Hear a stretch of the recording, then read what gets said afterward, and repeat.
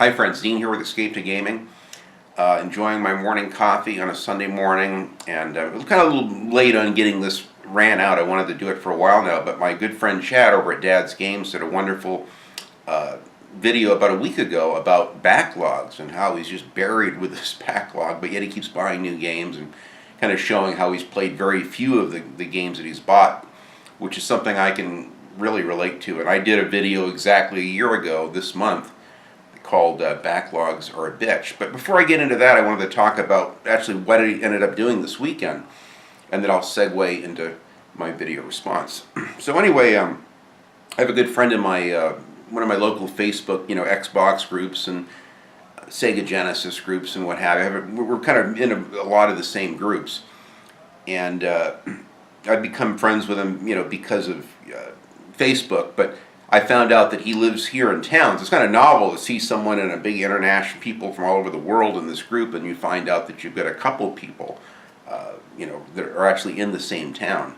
I knew because he posted a picture of some games he bought, and they had dimple stickers on them, and the only place he had dimples is here in Sacramento, California. So I immediately, hey dude, I didn't know you were here in Sacramento. And so we've been kind of slowly hitting it off, talking, and became friends, kind of chatting through the forums, and then eventually we started sending texts to each other. We've tried to get together for, months, and he had some flea markets he wanted to go to, but I'm like, dude, I got to work this weekend. It sounds great. I'd love to go, it never works out. The planets never line up.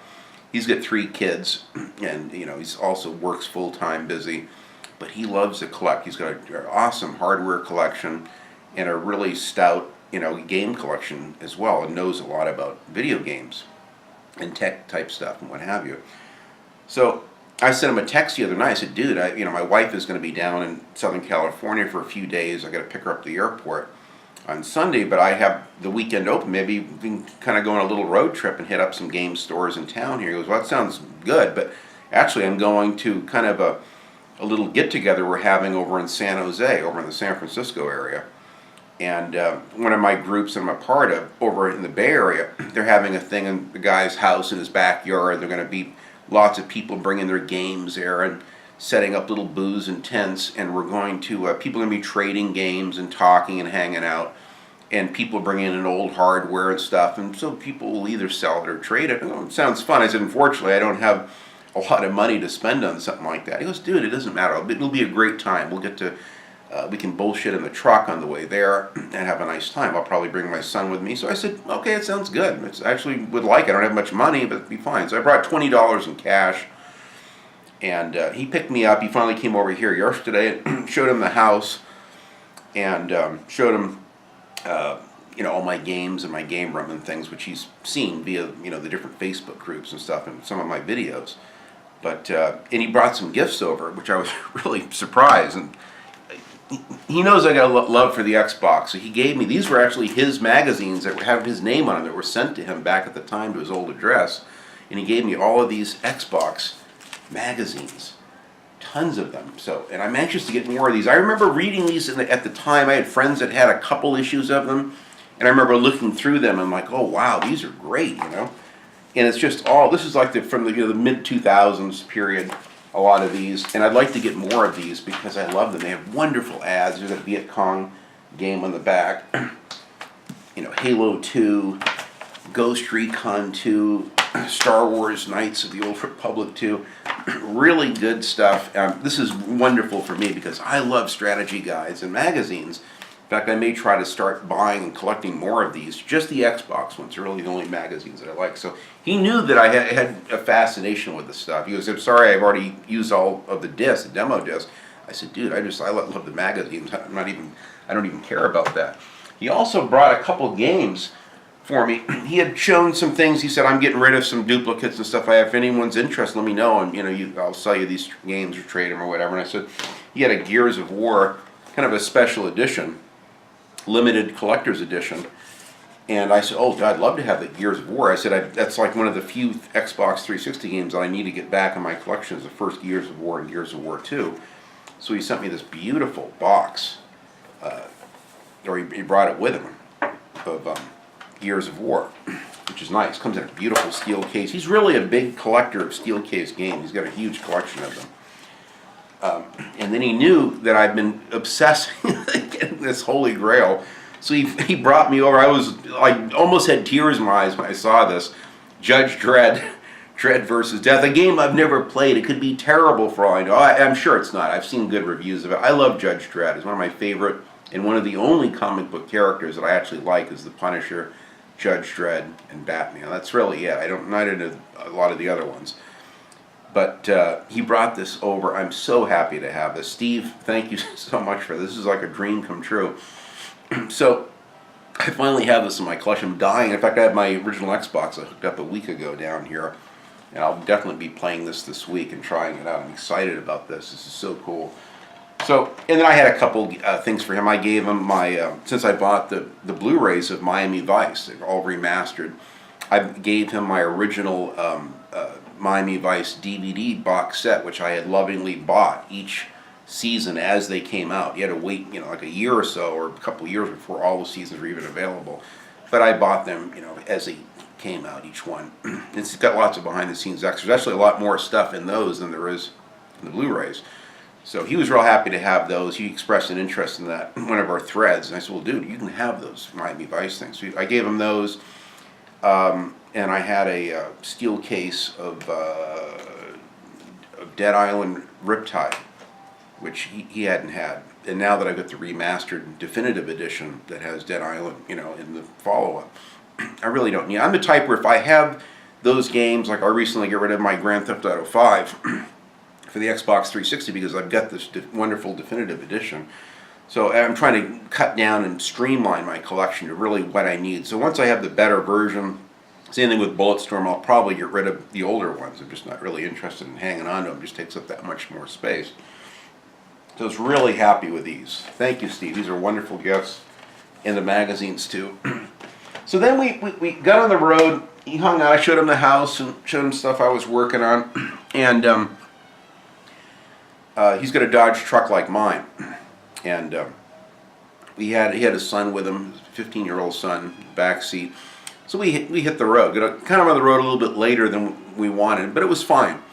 And we were kind of heading down the freeway, and he goes, there's a really good game place right off here of Truxell. If you're interested, I could take you down there. And I go, dude, I never even knew about it. And I thought I knew every game place there was, but Steve is like, because he's lived here for so long, he knows the area so well. So he took me to another gaming place that I had never been to, and it was a wonderful little discovery. A little hole in the wall, a lot of modern stuff too, refurbished consoles, really clean them up nice and shrink wrap them nice, and really nice presentation of the games. Some of the games were a little pricey, but really good. So I looked. I don't have much money to spend, but I'll go ahead and look and see if there's anything in there. Well, I went through their PS2 collection. I finally found, which is the last one I've been looking for in my PS2 collection for racing games, is a Tokyo Extreme Racer 3. I recently got Tokyo Extreme Racer 0, but I was missing this one. So I'm thrilled. It's all complete.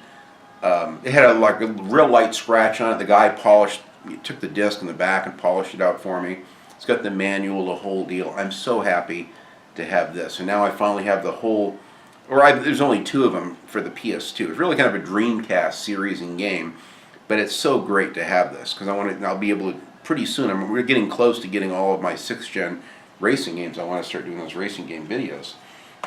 So, and then TV bought a anti-gravity game for the original Xbox, which was really cool racing game. I forget what it was called.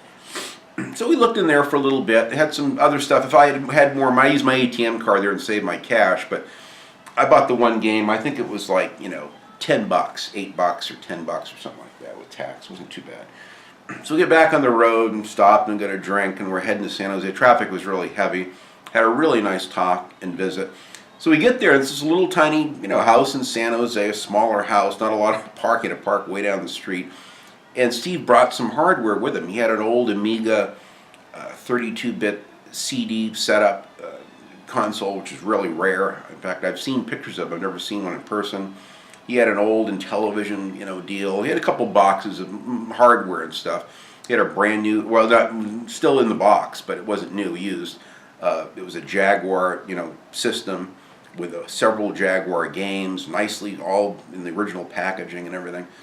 So the minute he showed up, I mean, people just like descend upon you and your stuff you have. Everyone's like, and we kind of got there late. Everyone was already set up, and he brought like a little tent thing, kind of set it up out there. It was really nice. I brought my camera. I was going to get some pictures of it, and I didn't really know anyone there, and I felt kind of comfortable walking through there with a camera. You know, I felt a little awkward about that, so I opted not to, bring the camera. Pretty much left it in the truck.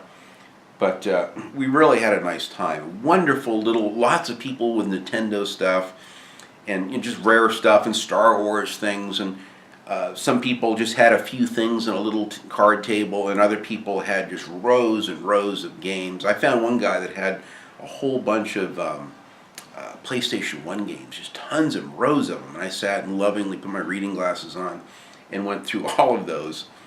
And I found a couple gems for myself for $20. He wanted more for them. He wanted like $30 for these 2 games. And I said, look, I've only got $20, but I really want both of these games. So he said, okay, dude, I'll go ahead and sell it to you. So I got Road Rash Jailbreak. This is like the last Road Rash game that I don't have and that I've never played. I've always wanted to play it. I've heard mixed things on it. But I love this game. I'm dying to play this. So I'm so thrilled to finally have, this came after the Road Rash 3D, and it's more in keeping with that versus the original Road Rash, which I bought at launch when I bought my PlayStation the week that it came out. And then I found, if that's not it, because I have the disc, and I just mentioned this in one of my videos, I found a tall box of the Alien Trilogy, which I have been wanting for the longest time. It's in the original tall case, which is an unusual plastic case where a lot of them were paper. And it's just wonderful. It has a flawless disc in it. It's got the manual. I mean, it's a wonderful find. I am so thrilled to have this back in my collection because I played this and the shit out of Alien Resurrection at the time. I never beat the Alien Trilogy. I did beat Alien Resurrection. This game is tough. Just not enough ammo and a little clunky controls, but still a great game. So I'm so thrilled. They had Warhawk in a tall box too as well. It had a little corrugated edge on it. You wanted an extra $15 for that, and I just didn't have, I didn't have the cash is the problem. If I brought more cash, I could have bought more stuff, but this was a big win for me. I'm very happy with that. I saw a guy that was the editor from GameSpot over in San Francisco. He happened to be there as well. He looked very familiar. I said, I've seen that guy on YouTube. Who there? And then I heard him talking to someone else, and one of the editors for GameSpot. I think his name is Alex or something. He had a little beard and glasses. I've seen him in several roundtable sessions on GameSpot. So he came over from San Francisco, had a booth selling a bunch of games as well. And a nice little deal. They were barbecuing like hamburgers and hot dogs, and there were cold drinks. Some people were drinking beer, some people were drinking soda.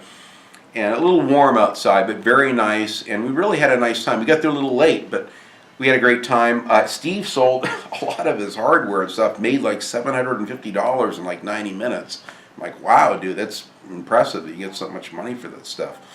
People just descended on him. There are other people with PVRs and CRTs and a couple tables set up with a little flat screen and CRTs, and guys were playing games and split screen.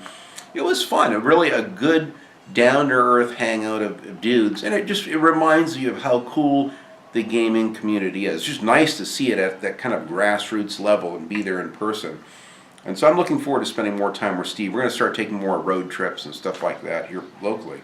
When we were done, we packed up, the few things he had left, and he also had one of these brand new little PlayStation 1 Slims, which I had never seen one in person before. And he didn't sell this or some of the other stuff.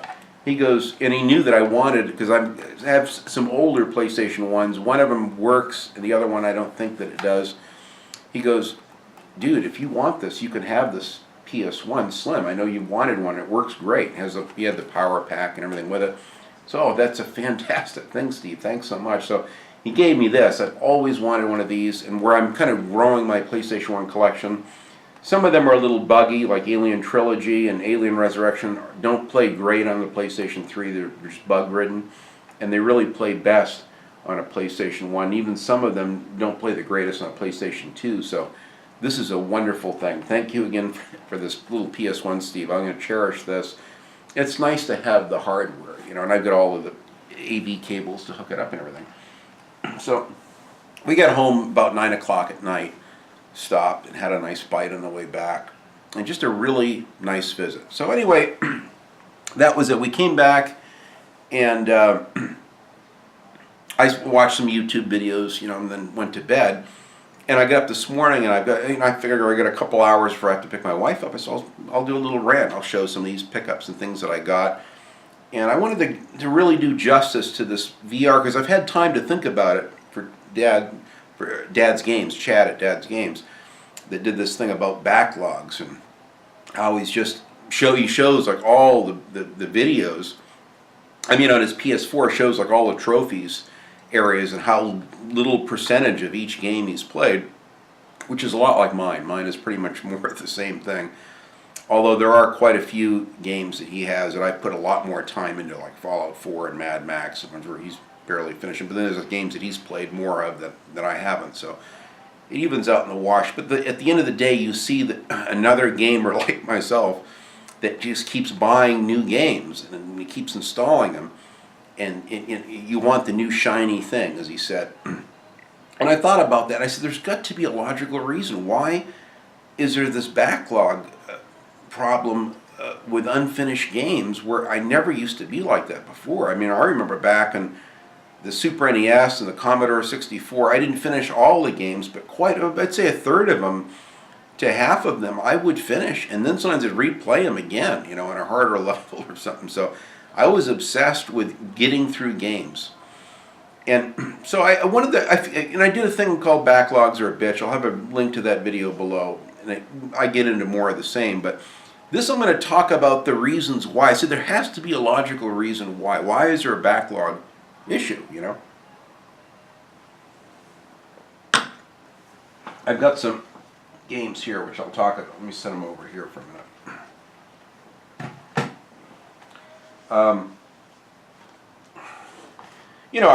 I mentioned before, these were two of the games I bought with my PlayStation 1 when I first bought it at launch. I mean, this one doesn't take more than 3 hours to go through the whole game. But, I mean, I've beaten this game, on the hardest level, multiples. I can't even count how many times. That's how much time I put into this in the split screen. Agile Warrior gets pretty tough later on. I beat this and replayed it. I mean, every single mission I've beaten, because I was obsessed with seeing the little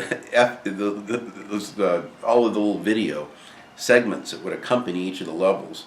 And you become the same thing with the Calypso. Then you want to see all of the endings. So I would beat every single one of these cars because I wanted to see the ending on every one. What's interesting, I thought about this, is that back then we didn't have the internet. So today you can go on the internet. It's like you might beat one of them maybe, or you're kind of curious to see the endings of a game. You can go on YouTube and see a complete playthrough of every form of Twisted Metal 1 and 2 and 3 and 4 and see all the endings, the little animated, cutscenes and all that. And it's interesting that you have that ability today. It's like it doesn't leave anything open for your imagination anymore. Because back in the PlayStation 1 days, and then even getting the PS2, and I was kind of broke when I bought the PS2 at launch. I had money to buy, barely could afford it. It was $300, $400, whatever it was. And so I could only buy one game. It wasn't a greatest hits back then, but I bought Twisted Metal Black. And for 4 months, that's all I had. I had the strategy guide as well I bought with it. So for 4 months, that's all I played was just Twisted Metal Black. I was so happy to have a new system, new gen system, and the graphics look so incredible over the PS1. 4 months of nothing but Twisted Metal Black. And I just stopped playing the PlayStation 1 altogether. I think I gave it to my daughter and then bought her some games like the Twisted Metal Small Brawl and some fun games like that for her. And the Spyro games and Ratchet and Clank and all those. And then eventually I started buying more games, and I bought Red Faction. This I played all the way through. In fact, I'd like to replay it, maybe on a harder level now. And I recently, I'm planning on getting this. I have it for the PS3. I have this and Red Faction 2 for the PS3, but it just came on the PlayStation 4, so I want to get this on the PS4 next. And of course, I played this through multiple times. And on the hard level, this is a tough game. And I've beaten these games. And it's great to feel good. Because back then, I was obsessed with seeing the story. I said, I want to see, there was no going on YouTube to see how it turns out. You'd be thinking about, sometimes I'd rage quit it, but I'm like, God, I want to get to see what's next. Because I didn't even know what was next. Later, I found a strategy guide for this. When I first played this, I didn't have a guide. And so I was like dying to know what was next. Even when I would have the guides, I wouldn't look and read through like the walkthrough part of it. If I get stuck, I'd refer to something or like look at a map, but I didn't want to be spoiled.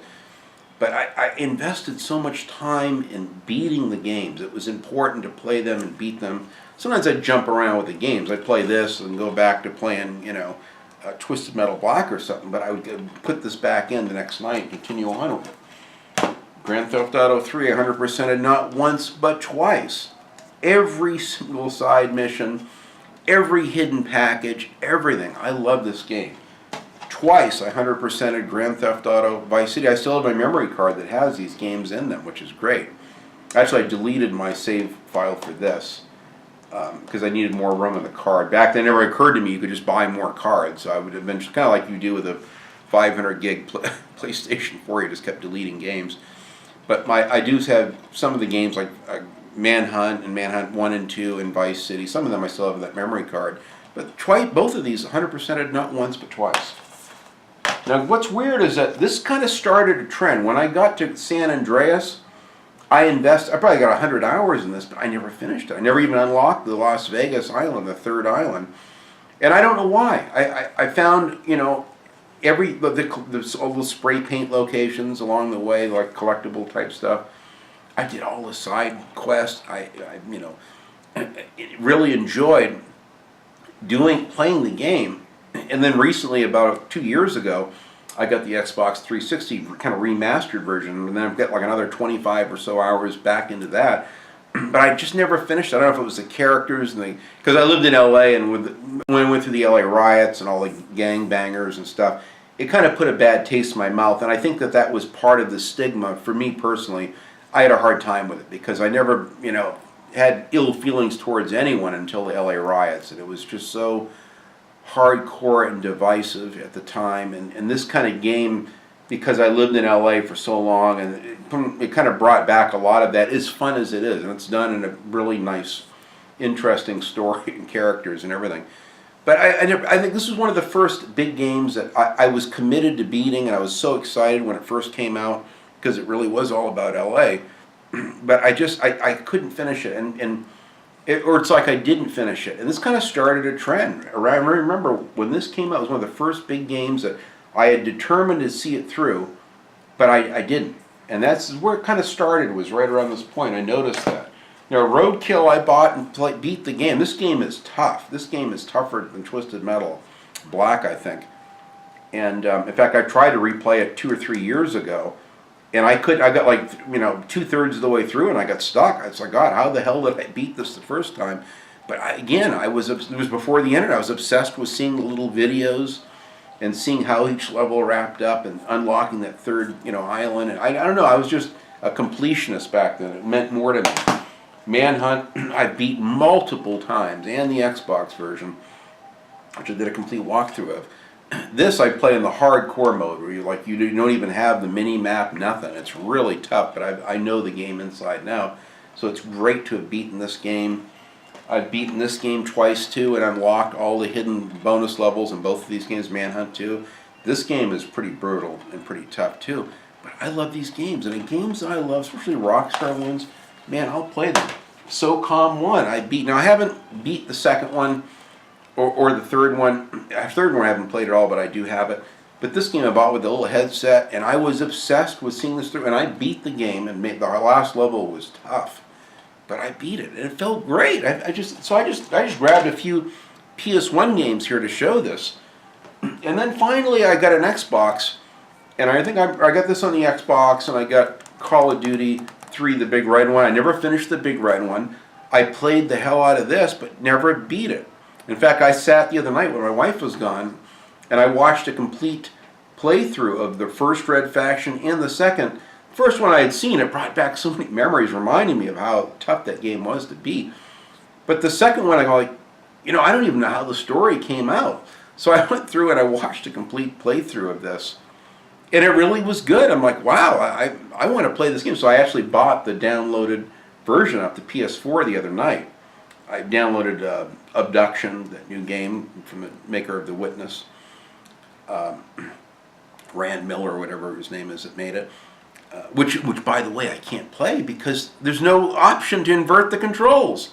So it's the most immersive. Here I've got the dream game. I love the Myst series. It's like the ultimate game for me. And I said, I'm going to beat it. I'm not looking at any hints. I watched a few unspoiler reviews of it. I don't want to be spoiled. I don't want to know anything. I will beat this game. I was like determined. So I put it on. I set the game up. I go into options and okay, you get an option for sliders and you can adjust this and that, but nothing to invert your aim.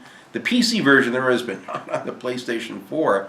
And I went on Twitter and I sent the outfit, Cyan Games, a thing. Tell them, look, I love the game. It looks wonderful what I've played of it, but it'd really be great if I could invert on the PlayStation 4 the aim. So it's like an immersion breaker. I've shelved the game. I'm not going to play it. I'm pissed. I'm hoping they'll patch it and they'll put that in. They probably won't. But it's like nothing's. And in the beginning, you have to follow this little thing, this little scene that's happening. And I'm trying to look up in the sky, and I'm looking down at the ground. I mean, it just totally breaks the immersion for me. So, very unfortunate. But anyway, getting back to this, I want to play this on the PlayStation 4. I really like the 1080p graphics and widescreen options and things that they're bringing. Sony. That's what I like about Sony, is that they're bringing a lot of these. Destroy All Humans 1 and 2. A lot of these TH2 games they're bringing back, and tons of Rockstar games. And man, they look and play great in widescreen and 1080p. It's a huge difference from playing them on a PlayStation 2 or even original Xbox, as good as it looks. So I'm dying to play this, and man, this was great. I had never realized how tough some of the levels look near the end of this game. But I'm dying to play this. But I still haven't beat Mad Max, 270 odd hours in it. Amazingly, haven't beaten it. I still haven't finished Fallout 4 at 143 hours in that. It's like, why aren't I finishing these games? And part of it is, I think, because of the internet. And you can go on. I did end up watching the complete playthrough of Fallout 4, so I already kind of know how all the factions end and the multiple endings. I've already seen it. I've seen a playthrough and the ending of Fallout 3. So I'm not as inclined to play it now that I've spoiled it for myself. I like watching playthroughs. I like to see other people play games because you can learn a lot from it, and it's very relaxing. The other thing is, too, let's face it, back in the 90s, I wasn't the most responsible person. I came home, instead of taking care of responsibilities around the house or calling customers back, stuff like that I should have done, I just screw that. And the minute I get home, this is my time, and I put in the damn game system, and I wouldn't shut it off. My wife and I would have fights at night because I'd be, late at night. She wants to go to bed, and I'm still up gaming. I was more obsessed with it. I'm more responsible now. I have a business. We lost everything in 2007, my home and all my cars. I learned a very valuable lesson with that, and I don't want to go through that again, ever again. So I think that, age and maturity, you do a little bit less gaming. You seem to still appreciate it a lot when you do spend that quality time with your gaming, but I can't push everything aside and do that. I know a lot of friends of mine that do YouTube full time, or they're just younger, still kind of living at home, and that's all they do. So then naturally they can finish every game, and they don't have backlogs. I got my friend Cameron of Industrial Gamer. He beats and plays he did a whole thing. That's it. I've beaten every game of 2016. There, now I'm done. Now I can go on and play the games from this year. And it's like he's very OCD with it. I'm like, dude, you haven't even played Mad Max yet. You got to add that to your backlog. And it kind of bugged him that, well, that's from last year. I said, still though, you still haven't played it. That's a great game. It's not just a game, it's a good one. You really should play it. And I did buy it for him for Christmas, plus all of the movies on Blu-ray. So he felt kind of guilty, and he started playing it. I don't know how far he's got into it, but he's been playing it off and on along with some other games. But he's the type, like my nephew, where they won't touch another game. They'll play one game, see it all the way through. There, I'm done. Check it off the list. Now they get the next game. And I've never been that way. Even when I had the PS1 and before, I would jump around. I'd play a little Road Rash and play Duke Nukem Time to Kill and play Land of the Babes and all over the map. But I would finish the games. They would be something I was determined to see through. And believe me, Duke Nukem Time to Kill is tough. Not Super Star Wars tough on the Super NES, but really tough. Even Mark Bussler tried to review that game for me, and he sent me an email, Dean, I'm embarrassed to say this, I can't beat it. You only get 3 lives through the whole game. I used them up early on, and now I got no lives left. I invested all this time in this game. I just, it's too hard. I said, dude, it's okay. I appreciate you trying. That's the main thing. And it was kind of neat having an email from him saying, apologizing to me that he can't beat the game, a game that I've beaten a few times. And man, is it tough. It's a tough one. Land of the Babes is tough too. But I think that those are some of the reasons. I think that the internet today, it takes the mystery out of so many of the games. And we get caught up just in watching YouTube and watching playthroughs and reviews, and we see all of our friends, and of course they're all playing Destiny, so we want to, oh, you got to play it. They're all playing Witcher 3 Wild Hunt. I got to get the DLC and play it too, or I'm missing out. So we become this peer pressure that you have to get all these games. Oh, I got to get Mankind Divided and play it. That's everyone else is playing. I'm missing out. So I bought Mankind Divided and never played any of it. I haven't played it at all. You know, I never even finished the Get Human Revolution, which I think I started a long time ago. And then they came out with the director's cut, and I'll wait and I'll play that. But you couldn't install it on the 360, so now I get rid of that. I'm looking for a PS3 copy, which I can play that through, the director's cut of that. But I see patterns now, and again, back, in the PlayStation 1 days, when I bought the PS1 at launch, you could see there were 20, 30 games tops. So it was like easy you could buy, half of those games that would interest you, and you could finish them. Then you'd wait months, and all of a sudden there'd be a couple more new games. Oh, good, I want that, and I want that, and I want that. Oh, look, Alien Resurrection, cool, I like the movie, I'll buy that. And, again, there was no reviews, you take a chance on them. If it's a game I liked, I'd put it through and see it through and play it. Star Wars Rebel Assault 2, those were great games. I'd see those games all the way through. Wing Commander, 4, all of those were wonderful games. And I would be obsessed with seeing them through, and it was like easy to kind of stay on top of the backlog because games were so new. And again, I didn't even know about all the Genesis games. I did have quite a few Super NES games, maybe 30 or so of them, and really loved them. But I didn't beat them all.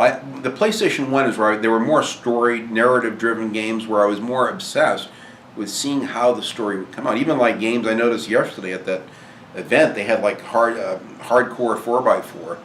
Now that game was tough, and I beat every race in that game. That was one of the toughest racing games I played on the PlayStation 1. Burning Road, another arcade-ish one I've beaten. All of those Test Drive 4, 5, and 6, I've beaten every race. All the cars. Some of those I put. Now, Gran Turismo 2, there's just too much to it. I got pretty far into it. Same thing with Gran Turismo 3, A-Spec. But some of those you don't have to really finish all of them. Like Burnout Paradise, I've unlocked every license, done every single race, found every billboard, every back alley. Amazing. Forza Horizon, I've beaten every race, all the DLC, everything you can beat in that game, I've beaten it. Get very high achievement scores. LA Noire, Grand Theft Auto 5, high completion rate. The Bureau, XCOM Declassified, beat that. The Devil's Cartel, Army of Two, beat that. Call of Juarez, the Cartel, I've beaten that game like 3 times.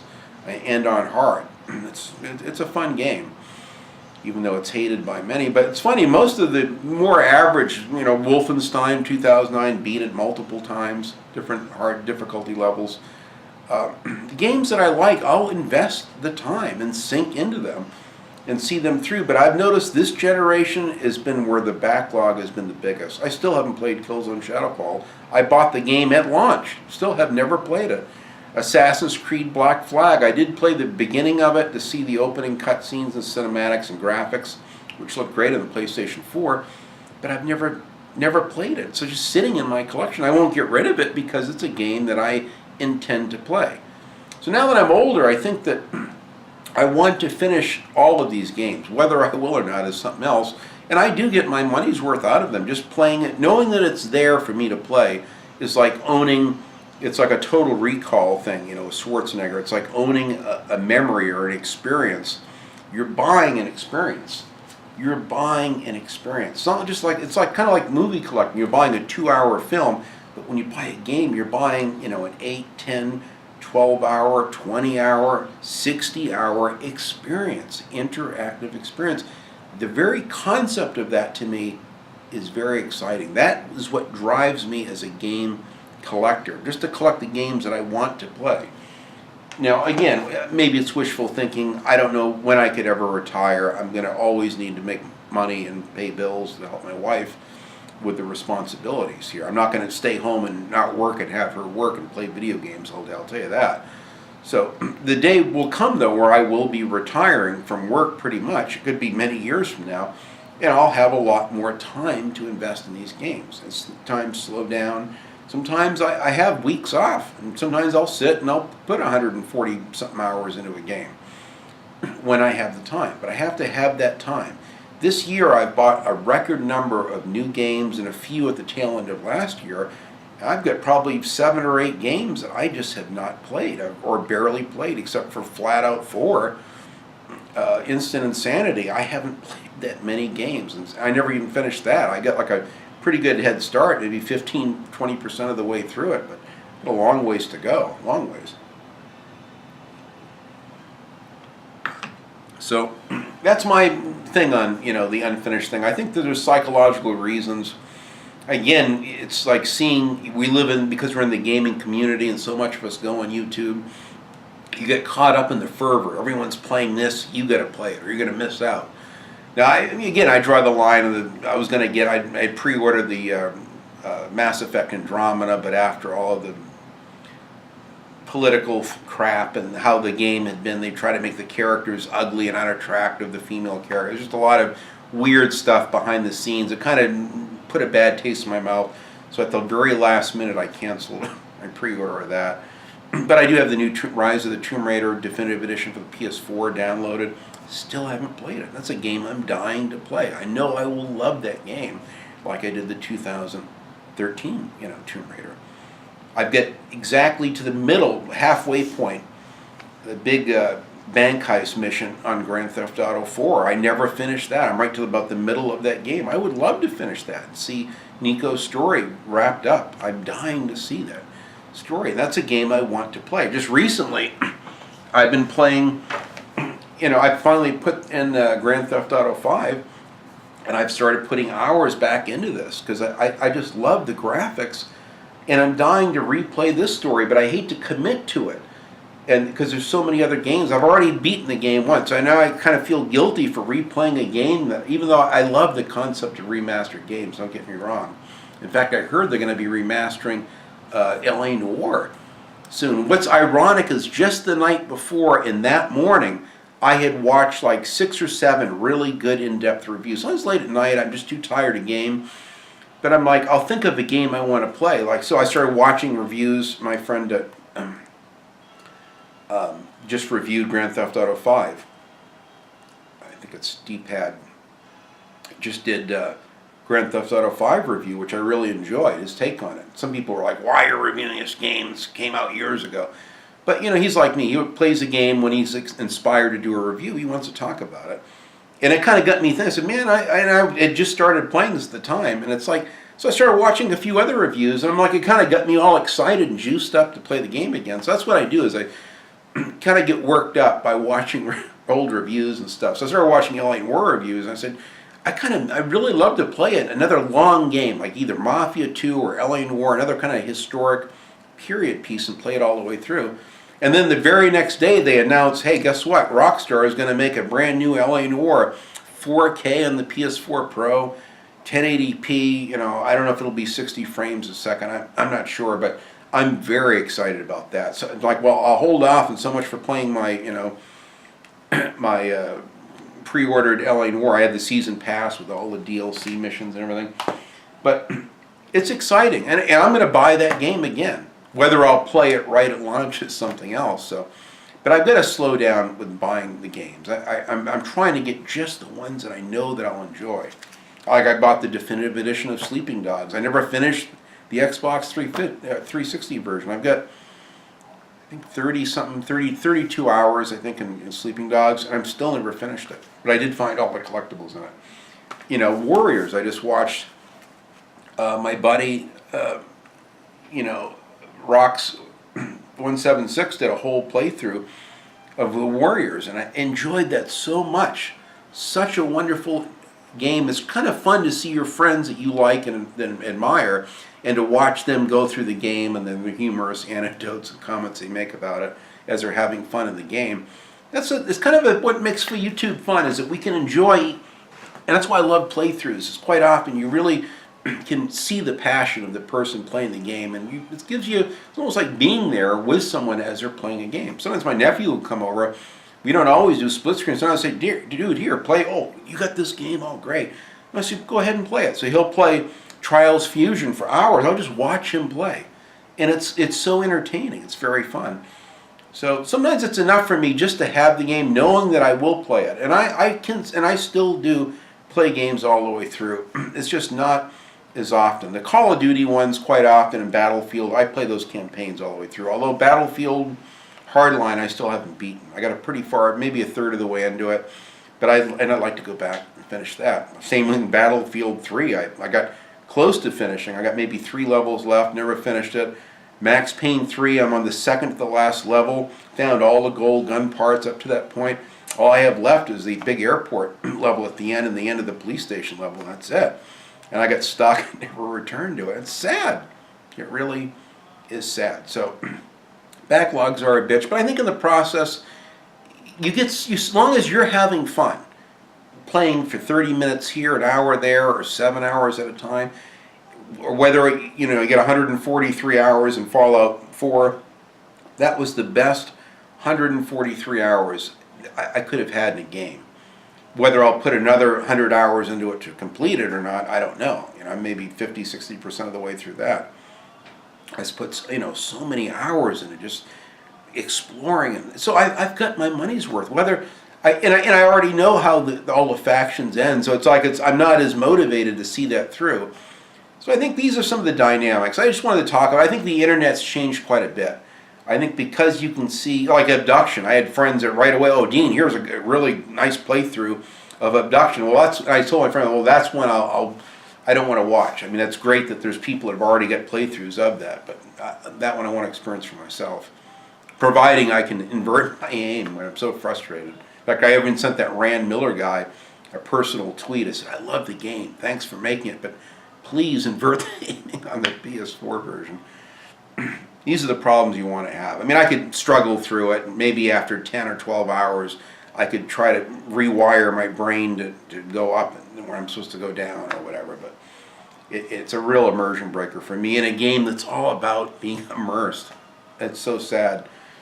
But I know that a lot of people don't like the inverted aim thing, but I'm one of the few. Because I played, Chuck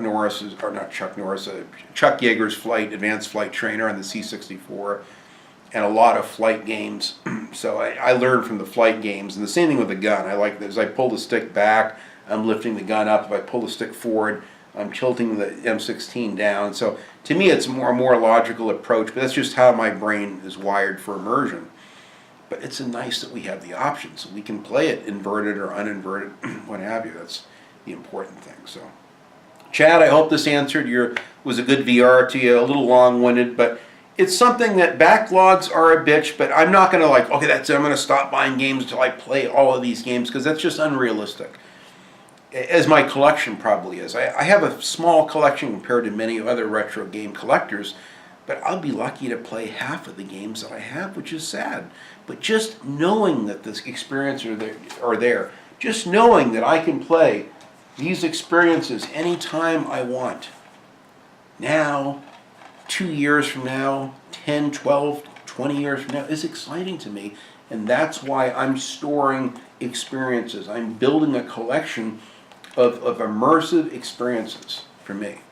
And I like the little platformers like Gex and stuff too, but To me, I love these story-driven, narrative-driven games. Man, they are so fun and so deep. And just knowing that those games are there for me when I come home is what it's all about. So I hope this is my long-winded, thing on backlogs.